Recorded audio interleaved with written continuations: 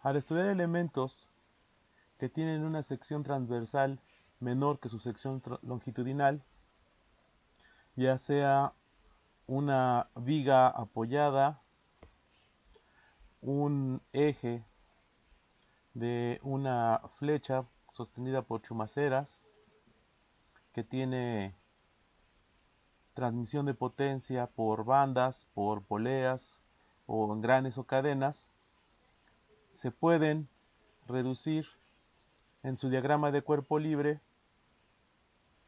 a vigas, ya sea simplemente apoyadas, en el caso de una flecha de transmisión que solamente tenga dos chumaceras, por ejemplo, un poste de luz o un semáforo se puede considerar como una viga en cantilever si realizamos un diagrama de cuerpo libre.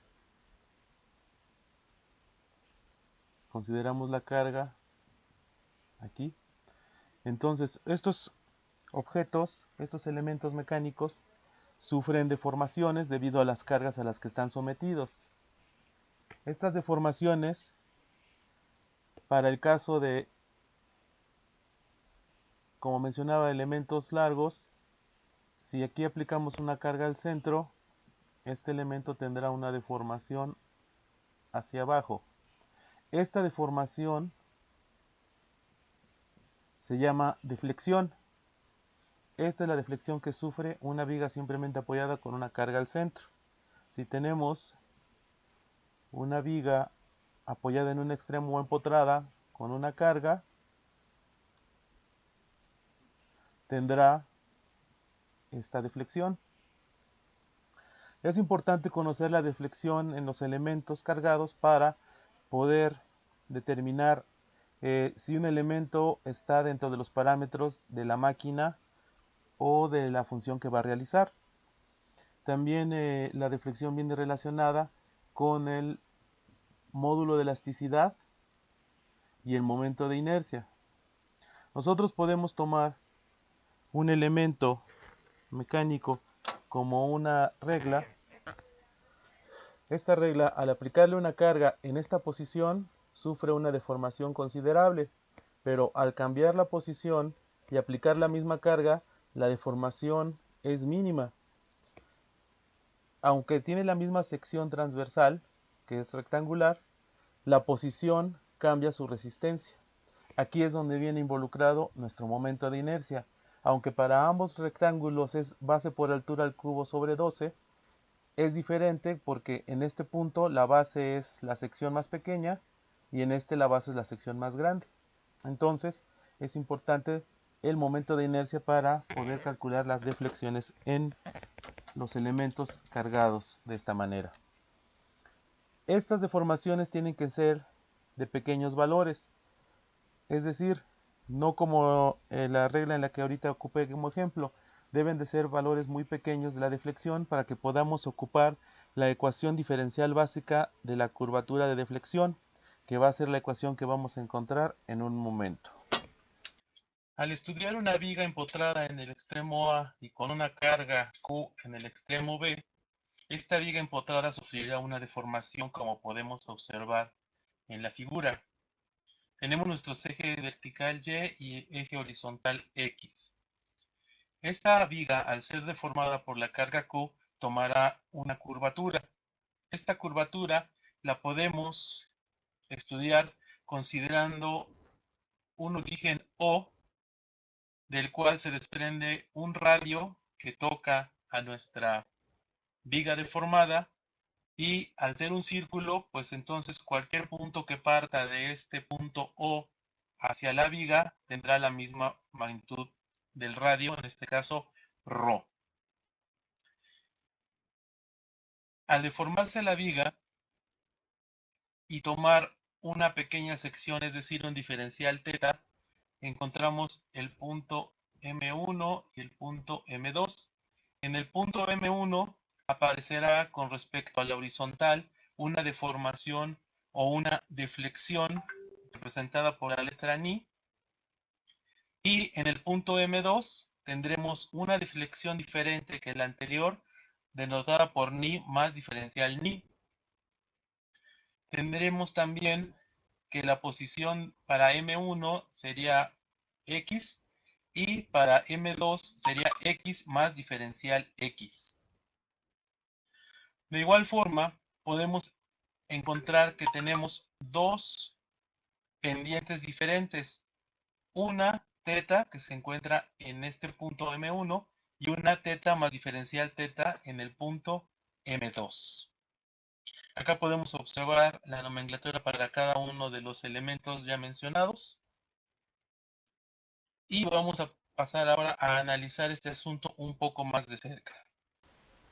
Si estudiamos detalladamente la zona entre los puntos M1 y M2, podemos observar nuevamente nuestros elementos donde aparece nuestro diferencial θ, el ángulo θ, θ más diferencial θ, nuestro arco diferencial S, nu más diferencial nu y nuestro diferencial de X. Si tomamos un triángulo y lo suponemos como triángulo rectángulo conformado por diferencial S, diferencial X en la base y diferencial nu como lado vertical, y lo comparamos con nuestra función trigonométrica tangente es igual a cateto opuesto sobre cateto adyacente, diríamos que la tangente de θ es igual a diferencial nu sobre diferencial X, y que al realizar el arco tangente diríamos que θ es igual al arco tangente de diferencial nu sobre diferencial X. Cuando θ es muy pequeño y si θ viene en radianes, θ es muy próximo al valor de tangente de θ. Entonces, si decimos que θ es igual al diferencial de nu con respecto a X, al derivar θ tendríamos que el diferencial de θ con respecto a X es igual a la segunda derivada de nu con respecto a X. Ahora bien, si partimos del triángulo formado por las dos radios ρ y diferencial de S con diferencial θ, y tenemos que el seno es igual al cateto opuesto sobre la hipotenusa, al sustituir tendríamos que el cateto opuesto al diferencial θ es diferencial de S y la hipotenusa o el cateto al ser casi del mismo tamaño no hay problema, es indistinto, podemos poner ρ. Entonces tenemos que el diferencial de θ también al ser muy pequeño y en radianes, su cálculo del seno de θ son valores muy semejantes. Lo que nos lleva es que podemos sustituir que el diferencial θ es igual al diferencial de S sobre ρ y que ρ al despejarlo sería igual al diferencial de S sobre diferencial θ. Ahora sabemos que kappa es el recíproco del radio de la curvatura, es decir 1 sobre ρ. Entonces al sustituirlo kappa en ρ podríamos tener que kappa es igual al diferencial θ sobre diferencial S. También sabemos que kappa es igual al momento sobre el módulo de elasticidad por el momento de inercia. Igualando nuestra ecuación, podemos definir que la segunda derivada de la deflexión o de nu sobre diferencial X, también segunda derivada, son iguales a el momento dividido entre el módulo de elasticidad y el momento de inercia. Si partimos de la ecuación diferencial básica de la curva de deflexión que obtuvimos, podemos despejar m de x. M de x será igual a el módulo de elasticidad por el momento de inercia multiplicado por la segunda derivada de la deflexión y con respecto a x. Si recordamos que el momento se relaciona con la fuerza cortante mediante una derivada y de igual forma la derivada de la fuerza cortante se relaciona con la carga Q mediante otra derivada, al derivar el momento podríamos obtener la tercera derivada de nu con respecto a x y esto sería la fuerza cortante. Nuevamente al derivar tendríamos que la cuarta derivada de nu con respecto a x por y sería igual a menos la carga Q de x. Ahora, si en lugar de derivar integramos, vamos a encontrar θ de x, de tal manera que la integral de m de x sería ahora deshacernos de la derivada y quedaría de la segunda derivada y quedaría únicamente la derivada de nu con respecto a x. Y nuevamente al integrar obtendríamos nu, que sería ei por nu de x.